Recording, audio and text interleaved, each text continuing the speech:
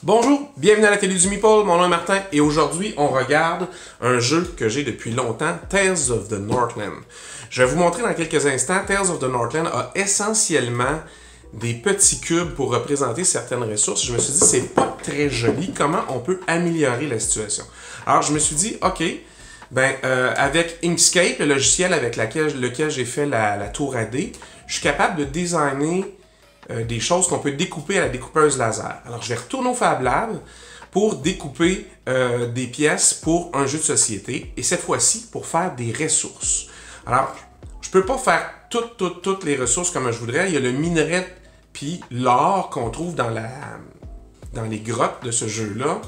Que, de toute façon, c'est des cubes parce qu'ils vont sur un tout petit plateau puis en se déplaçant, on tasse les cubes puis les minerais. Les cubes de minerais, pardon, puis les cubes d'or. Fait qu'il faut que ça fasse sur ce petit plateau-là. Fait que je vais pas tout refaire ces petits cubes-là. Par contre, tout ce qui est bois, tout ce qui est blé, puis tout ce qui est poisson mériterait d'être upgradé. Ça serait franchement plus joli parce que le jeu est assez intéressant au niveau du design graphique parce qu'il reprend un cartoon britannique. Et pour en faire vraiment un jeu de société, il y a deux versions, un jeu familial puis un jeu beaucoup plus poussé. Alors, je me suis promis dans les prochaines semaines, dans les prochains mois, de rejouer un peu plus souvent ce jeu-là. Alors, pour augmenter l'expérience, je vous montre comment j'ai fait pour faire des ressources. Alors, il va y avoir un petit extrait d'à peu près 6 minutes pour vous montrer comment dans Inkscape, je choisis l'image, je la sépare, je la redimensionne, en tout cas, ce genre d'affaires-là. Puis après ça, le résultat que ça donne. On regarde ensemble ce que ça donne au niveau des ressources, de quoi ils vont avoir là. Okay? On se revoit de l'autre côté.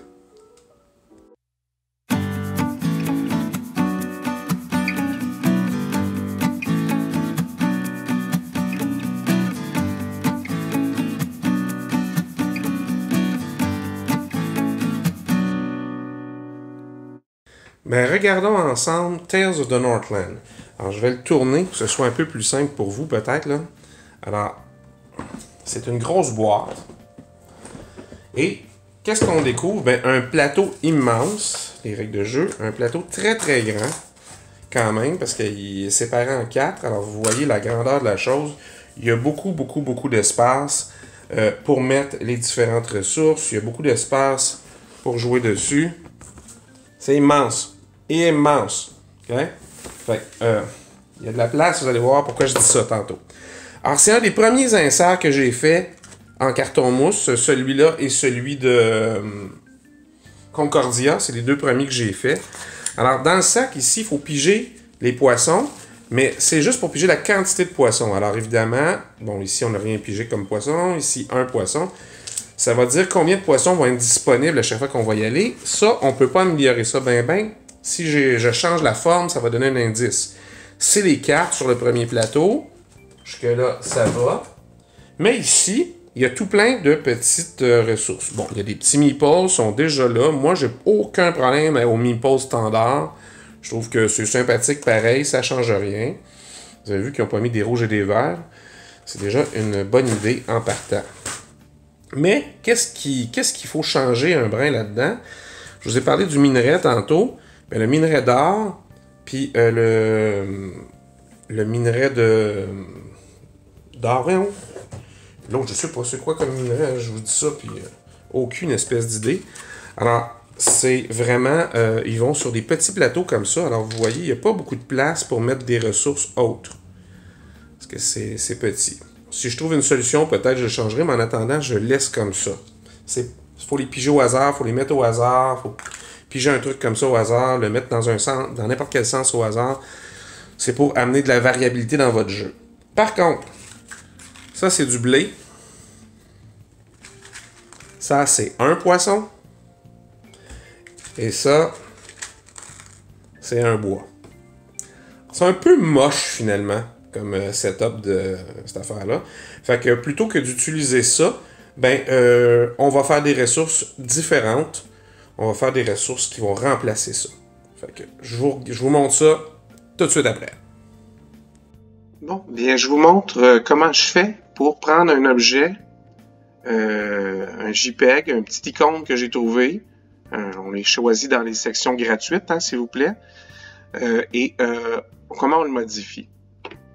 Alors, première idée, c'est de prendre, mettons, un JPEG et le transformer. Alors, je vais venir dans la section « Vectoriser un objet matriciel », pardon, et je m'assure de le sélectionner et de mettre à jour pour être certain que c'est bien celui-là que j'ai et d'appliquer la vectorisation en une seule passe. Fait que je vais avoir créé comme ça un deuxième. Lui, on ne le veut plus, on va le tasser. Je vais revenir sélectionner lui et je vais aller le modifier ici en choisissant fond et contour. D'abord, on va y créer un contour qui est rouge.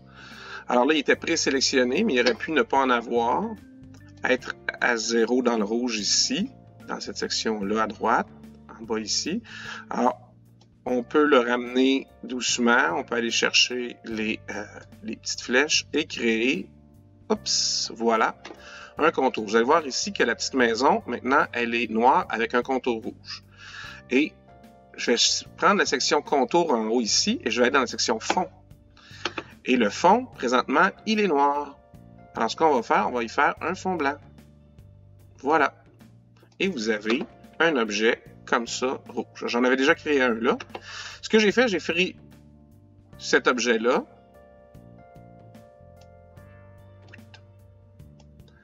Et j'ai enlevé, je vais aller à contour, et je vais changer le contour pour un contour bleu. Voilà, j'ai un contour bleu. Et après, je peux le rapetisser comme ça. Je l'avais déjà fait ici. Mais disons que je veux... Alors, partout où j'ai mis du rouge, le découpeuse laser que j'utilise au Fab Lab, elle est organisée pour que le rouge, ce soit la coupe. Alors, une fois qu'on lui a dit que les lignes rouges, c'est la coupe, il nous reste juste à lui dire quelle épaisseur a le bois, dans ce cas-ci, et il va carrément le découper. Le bleu, on a mis une vitesse beaucoup plus rapide, une puissance beaucoup moins grande, puis on va lui demander de faire autrement sa coupe. Qu'est-ce que ça va faire? Bien, ça devrait, en principe, seulement graver. Alors, je les ai mis au-dessus de l'autre. Je vais sélectionner les deux en même temps, comme ça, et je vais aller dans l'alignement. Et je vais choisir l'alignement centré de gauche à droite et centré de haut en bas, qui sont un au-dessus de l'autre. Là, évidemment, j'ai pas laissé dans mon design d'origine, moi, la petite cheminée. Je l'ai enlevée. Alors, comment on fait pour enlever la cheminée? On sélectionne un objet, on fait apparaître les petits points comme ça, on agrandit l'objet, et tout simplement, on peut créer un nouveau chemin, joindre les nœuds sélectionnés. Je vais joindre ce nœud-là avec le nœud ici, comme ça. Et après ça, qu'est-ce que je fais? Bien, je peux sélectionner les autres nœuds, puis tout simplement les supprimer lentement. Là, ça fait toutes sortes de formes, évidemment. Et là, vous vous dites, mais qu'est-ce que ce twist-là que vous avez? Bien, c'est parce que votre nœud a d'autres composantes. Puis, si vous ramenez les composantes, c'est-à-dire le petit point directement sur le nœud, ça va éviter toutes les courbes, le contrôle des courbes, et voilà. Alors, vous voyez, tout d'un coup, l'intérieur n'a plus de cheminée. Alors, j'aurais très bien pu faire ça comme ça, tellement que je vais prendre le bleu, je vais le tasser. Attendez, il faut que je revienne avec mon étoile. Pas mon étoile, mais ma petite flèche en haut à droite. Je vais le tasser. Bon, mettons que je tasse le rouge, ça revient au même. Je vais venir sélectionner le bleu. Je vais le rapetisser même encore un peu. En fait, je veux pas qu'il soit parfaitement... Et je vais venir, aussitôt que les flèches réapparaissent, le mettre au centre. Alors là, j'ai superposé deux images une par-dessus l'autre et elles ne sont pas centrées. Alors, vous pouvez venir chercher dans l'alignement, comme je disais tantôt, de gauche à droite et de haut en bas. Alors, vous avez un design. Votre design, ça peut être juste une fenêtre dans votre maison. C'est juste un exemple que je donne. Alors, il va découper la forme de la maison et il va graver le bleu. Mais, pour vous aider à promener tout ça de façon efficace, vous allez sélectionner le tout, venir dans Objets et les grouper. Ouf! Comme ça, maintenant, c'est une seule et même image que vous allez pouvoir tasser en même temps. Tout va suivre. Alors, j'ai construit comme ça tout plein de modèles pour un jeu qui s'appelle Yokohama. Mais ce que je vous montre tantôt, c'est un autre jeu, Tales of the Northland, comme je vous parlais. Alors, j'ai recréé des poissons, j'ai recréé des meeples, j'ai recréé toutes sortes d'affaires.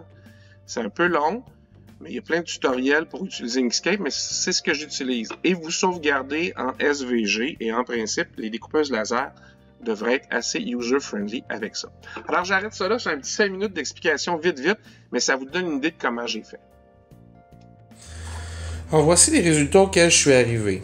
Là, je vous le dis tout de suite, j'ai déjà peint les poissons, fait que, alors voilà, j'ai fait tout simplement une forme de poisson avec aucune gravure à l'intérieur et quelques petits coups de peinture dessus.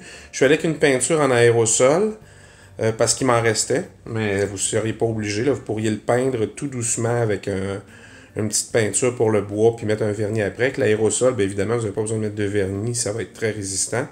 Alors, tous les cubes seront remplacés par des poissons, les cubes bleus par des poissons bleus.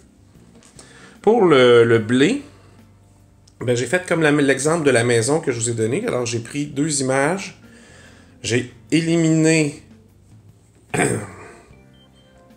je l'ai copié, j'ai éliminé l'intérieur. Ça m'a donné un extérieur que j'ai mis rouge. Puis sur l'autre, j'ai éliminé l'extérieur, la ligne extérieure qui faisait le tour de la découpe. Et j'ai mis plutôt toutes les lignes qu'il y avait dedans bleues. Après ça, je les ai superposées l'une sur l'autre.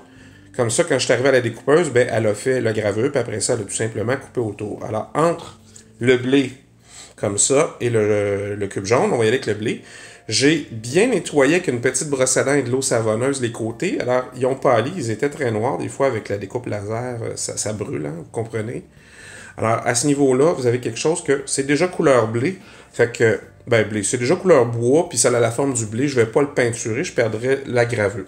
Et pour le bois, j'y suis allé pour des rondelles de bois plutôt que des petits billots, parce que c'est plat et ça ne bougera pas. Puis, vous allez voir comment ça va bien sur le plateau de jeu. Alors, eux autres, ce qui est intéressant, c'est que ben, la brûlure fait comme si c'était l'écorce sur le côté du bois. Alors, le look est quand même pas mal. Vous voyez? C'est pas gravé sur l'autre côté, mais là, on peut pas tout avoir, mais en même temps, c'est du bois. Il y a la couleur du bois, là.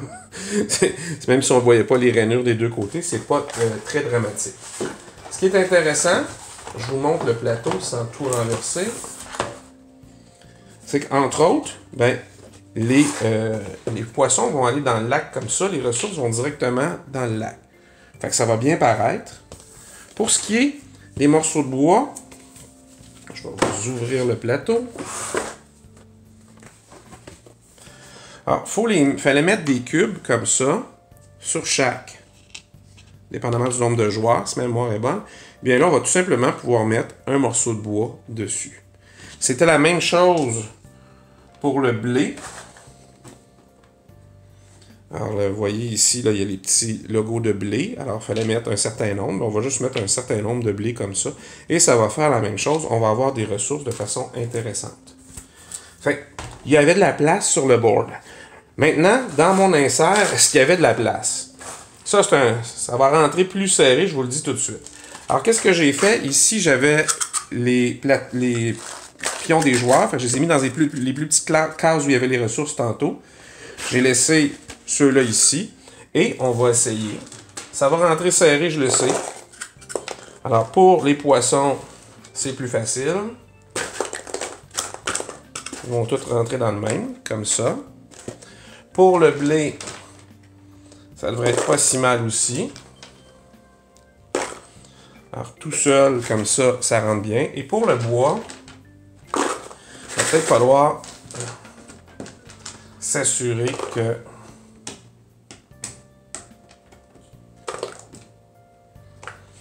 tout ça va rentrer un peu plus juste.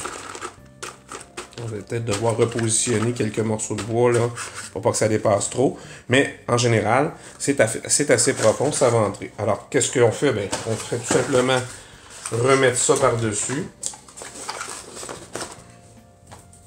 Remettre ça et vous serez prêt à jouer. Si vous faites des prototypes de jeux parce que vous êtes un créateur, vous pouvez garder les cubes. C'est toujours pratique. Surtout dans des couleurs comme le brun, le bleu et le jaune. Le jaune... évidemment, ça peut représenter du blé dans un prototype, le brun, le bois. Le bleu, vous y ferez rien représenter de l'eau. Ça peut être une ressource. Alors, vous avez peut-être de quoi vous mettre à la fabrication ou l'invention d'un jeu vous-même. Alors, c'est ça, tout simplement, ce que j'avais à vous montrer aujourd'hui. Alors, Tales of the Northland, c'est un jeu que ça fait quand même un petit bout que j'ai pas joué et c'est vraiment parce que je veux le rejouer que je me suis penché un peu là-dessus. Je suis en train d'apprendre aussi à utiliser un peu Inkscape, alors c'est une belle occasion de tester mes designs puis d'aller sur la découpeuse laser, voir si ça fonctionnait. Et bon, avec un peu de coaching, j'y suis arrivé. C'est pas l'affaire la plus simple au monde à faire, mais ça se fait par du monde aussi, là. Alors, il y a moyen de se faire des très belles ressources et vous pourriez refaire toutes sortes de choses qui étaient en carton à l'origine ou en petits cubes de bois, leur donner une vraie forme, les découper. Puis la gravure n'est pas nécessaire parce que j'ai fait des petites maisons pour un autre jeu, là, ça s'en vient. Mais les petites maisons, j'aurais pu faire de la gravure à l'intérieur, mais chaque maison devait avoir les couleurs. Puis comme il y avait beaucoup de maisons, je voulais pas faire juste les toits là, au pinceau là, pour me dire, ben, après ça, je vais mettre un vernis, puis on va voir la gravure. C'est quand même très long, là, puis vous avez vu, moi, quand j'ai peinturé les petites figurines qu'il y a ici, j'ai une certaine expérience, mais je suis pas le meilleur, puis c'est quand même, ça gruge beaucoup de temps, c'est très chronovore. Alors, ça, c'est une solution plus rapide, et je vous encourage, il y a des Fab Labs à quelques endroits au Québec, moi j'utilise celui du Musée de l'Ingéniosité Joseph Armand Bombardier à Valcourt. Il y a un Fab Lab dans le musée, mais il y en a à Québec, il y en a à Montréal, il y en a en Europe aussi. Alors, vous pouvez trouver un Fab Lab, vous pouvez apprendre. Inkscape, c'est un logiciel qui est libre de droit, que vous pouvez downloader sur votre ordinateur à la maison. Et les fonctions de base sont probablement pour ce que beaucoup plus que vous êtes capable de prendre dessus. Alors, vous allez avoir du choix, vous allez avoir des possibilités immenses. Alors, c'est un petit tutoriel qui vous donne le possible de ce qui est à faire. Bon, il y a moyen d'en faire beaucoup plus, mais disons que pour un deuxième projet, mettons à la découpeuse laser, je suis assez satisfait de moi-même. Fait qu'en attendant, on se revoit. Amusez-vous bien. Si vous voulez vous abonner aux vidéos, vous avez juste à vous abonner carrément. Vous pouvez sélectionner la petite cloche pour être averti à chaque fois qu'il y a une nouvelle vidéo qui sort. Faites-vous plaisir, jouez à un jeu en fin de semaine, ça fait du bien. Ciao!